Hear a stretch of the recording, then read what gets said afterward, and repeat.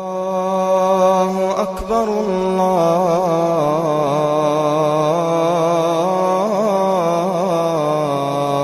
أكبر ولك الحمد أنت ملك السماوات والأرض ومن فيهن ولك الحمد أنت النور يا الله أنت النور يا رحمن أنت النور يا رحيم أنت نور السماوات والأرض ومن فيهن ولك الحمد أنت الحق يا الله ووعدك الحق يا رحمن ولقاؤك الحق يا رحيم وقولك الحق يا مجيب السائلين وجنة الحق والنار الحق ونبينا الحق ومحمد صلى الله عليه وسلم حق وساعة الحق أشهد أن لا إله إلا الله وحده لا شريك له وأشهد أن محمدا عبده ورسوله لا نبي بعده اللهم صل وسلم على رسول الله صلى الله عليه وسلم السلام عليك يا رسول الله السلام عليك يا حبيب الله السلام عليك يا صفوة الله السلام عليك يا خير خلق الله السلام عليكم أيها النبي والرسول ورحمة الله وبركاته وعلى آله وأصحابه وإن شاء الله من تبعه أي تبعهم بإحسان إلى يوم الدين ربي أعوذ بك من همزات الشياطين وأعوذ بك ربي أن يحضرون سبحانك لا علم لنا إلا ما علمتنا إنك أنت عليم حكيم لا حول ولا قوة إلا بالله العلي العظيم صدق الله العظيم وصدق رسول الله صلى الله عليه wasallam. Al-asajidatul kiram yang mulia, semua guru-guru saya yang hadir di sini, Pak Imam, ayahanda, bunda yang ada di belakang, yang saya cintai karena Allah Jalla Jalaluh. Pada kesempatan ini kita bahas sedikit tentang anak. Kullu mauludin yuladul alal fitrah. Setiap kita lahir dalam keadaan suci, bersih, putih, bening. Bapak mamanya lah yang membuat dia Majusi, Nasrani dan Yahudi. Hati-hati. Silahkan marah untuk anak, silahkan marah terhadap anak. Untuk apa? Untuk mendidik, silahkan marah. Untuk mengatakan ini halal, ini haram, silahkan marah. Kalau enggak marah, keledai namanya. Tapi ingat, ketika kita marah kepada anak kita, jangan kata-kata yang kotor keluar. Jangan kata-kata yang kotor keluar dari mulut kita. Biasanya kita kalau sudah marah sama anak, awwalu ghadabi jununun. Itu pertama kemarahan itu, Dok, kegilaan, gila kita. Setan masuk gila, apa saja yang ada hantam semuanya. Karena awwalu ghadabi jununun. Pertama kemarahan itu kegilaan, kita nggak open. Kok sudah marah kita pisau saja kita hantam. Karena setan sudah menguasai tubuh kita. Jununun artinya kegilaan. Wa akhiruhu nadam. Dan setelah kita marah selesai, setelah perkelahian selesai, akhirnya kita menyesal. Jangan berkata kotor untuk anak ketika marah. Kebiasaan orang tua kalau sudah marah sama anak pasti kata-kata kotor keluar. Dasar anak lembu kau. Betul-betul jadi lembu dia, tapi sifatnya lembu. Memang dasar anak jin. Nah itu nggak boleh. Nanti jadi anak jin, sifatnya jin. Itu doa selalu. Makanya kalau kita marah sama anak kita, coba kata-kata yang indah. Dasar ulama kau. Nah, jadi ulama. Dasar kau imam Masjid Raya Baitur Rahman, jadi imam. Kenapa? Setiap kita marah kata-kata yang indah, tapi suara kita keras. Dasar kau imam Masjid Raya, jadi imam. Dasar ulama, jadi ulama. Dasar anak soleh kau, jadi anak soleh. Ini kebiasaan kita, ayah. Kalau sudah marah, apa-apa saja, semua nama kebun binatang keluar semuanya. Dasar anak gajah kok, anak lembu, anak monyet, jadi monyet, sifatnya monyet. Maka itu silakan marah untuk mendidik, ya. Anak jangan nggak dimarahin untuk mendidik, silakan. Apalagi dulu, zaman-zaman dulu kita, kalau kita belajar Al-Quran pasti kita dipukul sama ayah ibu kita. Bahkan kita banyak yang pinter-pinter, jadi orang semuanya. Saya lihat ke orang tuanya keras, seperti saya dulu waktu kecil, orang tua saya keras. Kebanyakan yang orang tuanya pendidikannya keras, insya Allah anaknya sukses-sukses. Memang sudah dididik sama orang tuanya. Banyak yang sukses. Baik, sedikit kita bahas tentang pandangan Al-Quran terhadap anak. Ada 5, lebih kurang. Yang pertama, anak di dalam Al-Quran dikatakan anak itu zina. Zina, perhiasan. Anak hanya perhiasan dunia. Ganteng, keren, putih, doktor, keren sekali, cantik, pandai nyanyi, pandai komputer, pandai bahasa Inggris, pandai matematika, tapi sayang, ilmu agamanya 0, 0, tak guna di akhirat untuk orang tuanya. Ini hanya perhiasan dunia dia hanya zina, perhiasan dunia, tapi tak berguna bagi orang tuanya kelak di akhirat nanti. Ini anak hanya perhiasan dunia saja. Yang kedua, anak itu fitnah. Lahir dalam keadaan cacat mental, lahir dalam keadaan tidak bisa melihat, lahir dalam keadaan lumpuh. Ini amanah untuk kita. Servis, layani. Terimalah amanah Allah ini, rawat itu anak dengan baik. Mungkin asbab kita merawat anak kita itu yang dititipkan untuk kita dalam keadaan lumpuh. Mungkin asbab kita merawat anak itu, kita bisa memasuk dalam surganya Allah. Maka itu bagi ayah, ibu yang dikaruniai anak cacat mental, bersabar sebentar. Rawat itu anak. Sabar sebentar atas ujian Allah. Memang disuruh sabar kita atas segala ujian Allah. Sabar untuk tidak bermaksiat, sabar untuk tidak korupsi di dunia ini, sabar untuk tidak berzina di dunia ini. Nggak lama, 50 tahun ke mati. Nggak lama, disuruh sabar kita sebentar. Untuk menjaga sholat 5 waktu berjamaah di masjid, sabar. Sebentar lagi berpuasa, disuruh sabar. Haji umroh, sabar. Bersedekah, sabar. Berjihad, berdakwah, sabar. Apalagi sekarang zaman luar biasa, sudah banyak fitnah-fitnah di Facebook, di YouTube. Inilah kesempatan kita. Jadilah kita jundun min junudillah. Jadilah kita tentara-tentara Allah. Kita sebarkan kebenaran melalui Facebook, WA, Instagram. Kita jadi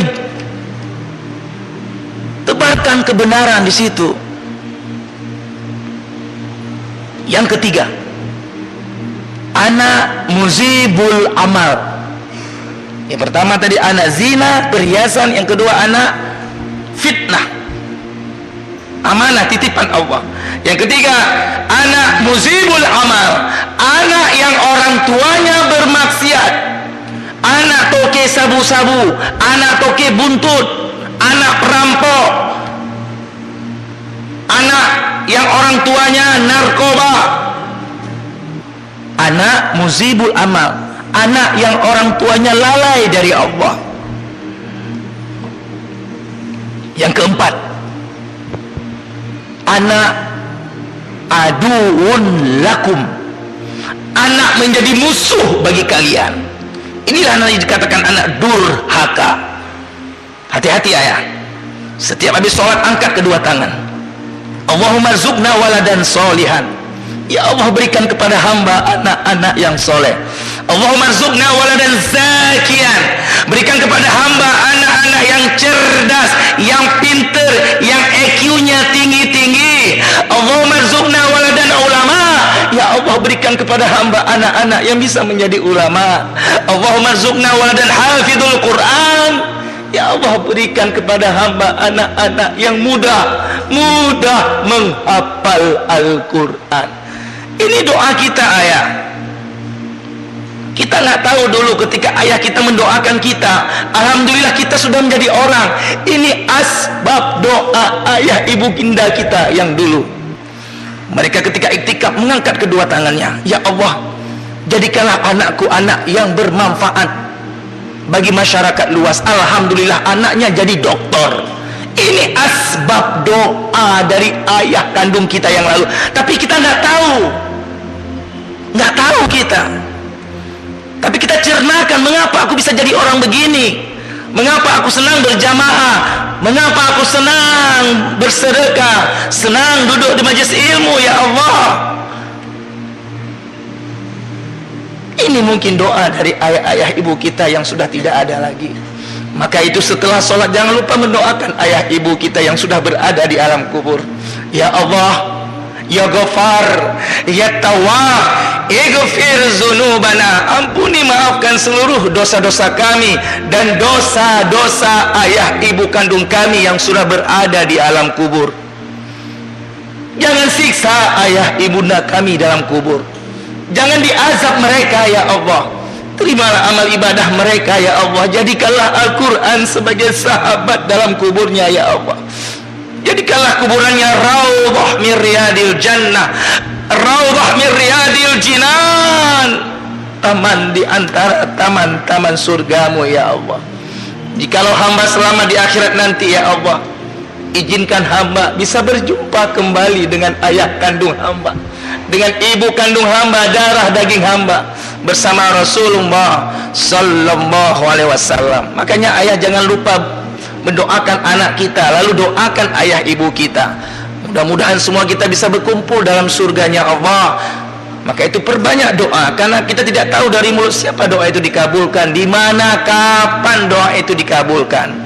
Ud'uni astajib lakum, mintalah kau kepadaku, pasti akan kuberikan. Tapi ingat,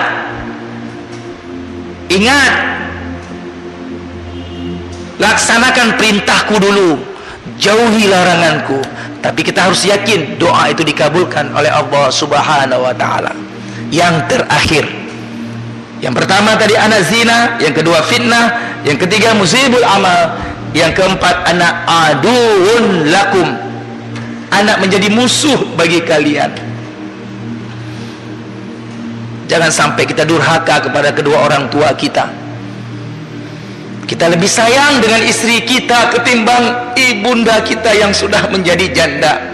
Jarang kita telepon beliau di Sigi, di Biren, jarang sekali kita menanya keadaan beliau. Kita sibuk dengan dunia, sibuk dengan bisnis, sibuk dengan jualan, sibuk dengan kantor kita. Sementara ayah ibu kita yang masih hidup, yang tertati-tati terpapa-papa sekarang di kampung, kita nggak peduli sedikit pun. Jangan sampai durhaka. Banyak di antara kita yang lebih sayang kepada istri ketimbang kepada ibu kandung kita, sehingga Allah abadikan dalam Al-Quran wahnan ala wahnin wa fisaluhu fi aimain. Dalam barat mama mengandung kita, menyapih kita, membersihkan kotoran kita tanpa keluh kesah.